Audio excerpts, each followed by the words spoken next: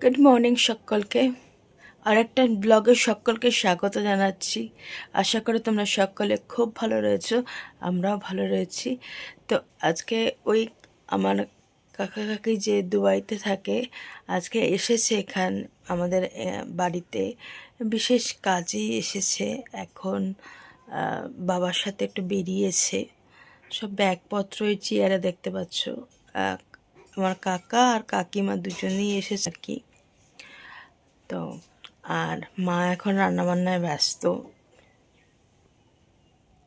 আমার ব্রেকফাস্ট সব কিছু হয়ে গেছে কমপ্লিট। আজকে কেক খেয়েছি ব্রেকফাস্টে, আর যেরকম চা বিস্কুট খাই সেরকম চা বিস্কুট খেয়েছি। প্রত্যেক দিনের মতো চা নিয়ে নিয়েছি, হার্বাল টি, সাথে বিস্কুট, আর এই কেকটা আমার খুব ফেভারিট। এখানে ডাল সিদ্ধ করে রেখেছে। আজকে বাবা বাজার করার সময় পায়নি বলে আজকে মা ডিসাইড করেছে ডিমের ঝোল রান্না করবে। সেজন্য ডিম আর আলু সিদ্ধ করে রেখেছে ডিমের ঝোল করবে বলে। আর কাকা কাকি আজকে ডিমের ঝোলই খেতে হবে। আর এখানে মা ডাল সম্বার দিচ্ছে। এটা মা আজকে মুসুরির ডাল রান্না করছে।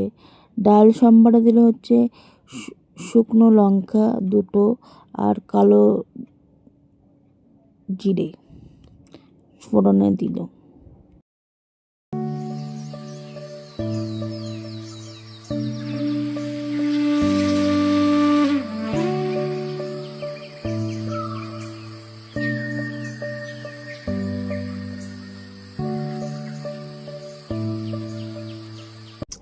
স্নান করে বাবা দুপুরবেলা পুজো নিয়ে নিল।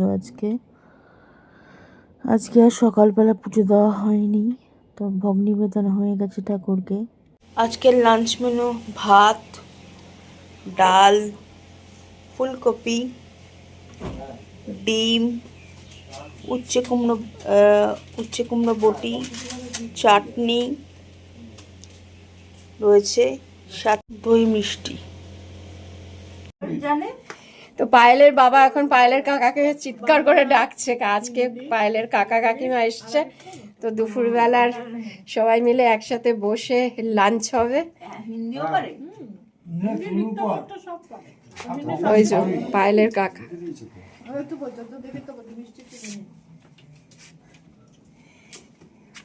এই যে লজ্জা করে খাবে না, খুব যৎ সামান্য রান্না করেছি। কাকা আর সবাই তোমরা বলো দেখতে পাও না পায়েলের কাকাকে, তো আজকে পায়েলের কাকা এসছে অনেকদিন পর। যদিও দরকারি এসছে ওরা কলকাতায় বিশেষ কাজে। ডিপ ফ্রিজে থাকলে সেই দইটা নেই, ও কিচ্ছু হয় না। আমি আড়ংঘাটা থেকে দই নিয়ে এসেছিলাম, এমনি দই। একটা হয় না লাল দই, একদম বিচ্ছিরি লাগে। আমার ওই যে নবদ্বীপের একদম একদম বাজে। আমি একবার 500 গ্রাম নিয়ে এসেছিলাম, কেউ খাচ্ছে না। আমার ভালো লাগে, আমার এই সাদা দই ভালো। বাবা ভাইকে খাওয়া নিয়ে বলছে বলে বাবাকে দেখো, পায়েল বলছে বাবা বলছে হ্যাঁ এ তো হবে, ওখানকার জিনিস আলাদা।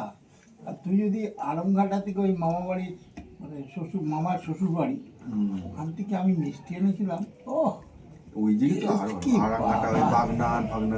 না না, ওই যে বাগনান আর আড়ংঘাটা থেকে যে বুড়ির বিয়ের সময় একবার আনা হয়েছিল না, বুড়ির বিয়ের সময় কিন্তু আনা হয়েছিল, আমার একটু একটু মনে আছে। ওদিককার মিষ্টি হেভি। হ্যাঁ শিয়ালদা থেকে আমি গিয়ে নিয়ে এসেছিলাম, সে বড় বড় কন্টেনার করে অনেক মিষ্টি আনা। ওদের দিকে না, সে তো ওরকমও আছে। সে ওরা কোথায় গেছিল, ওই যাদবপুর সন্তোষপুরে ওর কার পিসি বাড়ি। আমি গেছিল গতবার এসে। সে তো ওখানে গিয়ে কোনো মিষ্টি দোকান খোঁজাচ্ছে না, একখানা মিষ্টির দোকান খুঁজে পেয়েছে সন্তোষপুরে। সে নাকি একটা রসগোল্লা নাকি 40 টাকা। 30 টাকা নিতে কোনো সন্দেশ নেই, মানে ছোট্ট একটা 30। আমাদের দাম একদম রিজনেবল, হ্যাঁ আর সব 10 জায়গায়। টাকা 12 টাকা 15 টাকা যেটা খাও। পূজা সুইটসের মিষ্টিগুলো ভালো। পূজা সুইটস ভালো, সুতীর্তিও ভালো করছে। সুদীপ তো আগে সুদীপ্তির দইটা আগে ভালো ছিল। এখনো সুতীর্তি নাকি ওই আমি যাইনি ওই আসলে কারিগরের উপরে নির্ভর করে। জয়নগরের মোয়া করছে নাকি হেভি টেস্ট। তাই নাকি? এদের তো রেখেছিল জয়নগরের মুখ। ওগুলোর তো ভালো, ওগুলো দেখেই বোঝা যাচ্ছে ওটা ভালো না খেতে। এখনো তো গুড় কাকা আর কাকিমা চলে গেল। তো যখনই কলকাতায় আসে, বাটানগরে আসে, তো অনেক দিন পরই দেখা হয়। বাট কাকার মেয়ের সাথে আমার অনেক বছর দেখা হয় না, মানে অনেক বছর আগে ওর সাথে দেখা হয়েছিল। ও পড়াশোনার জন্য আসতে পারে না, ও সাউথ ইন্ডিয়ায় থাকে। জায়গাটা আমার এই মুহূর্তে মনে পড়ছে না কোথায় থাকে।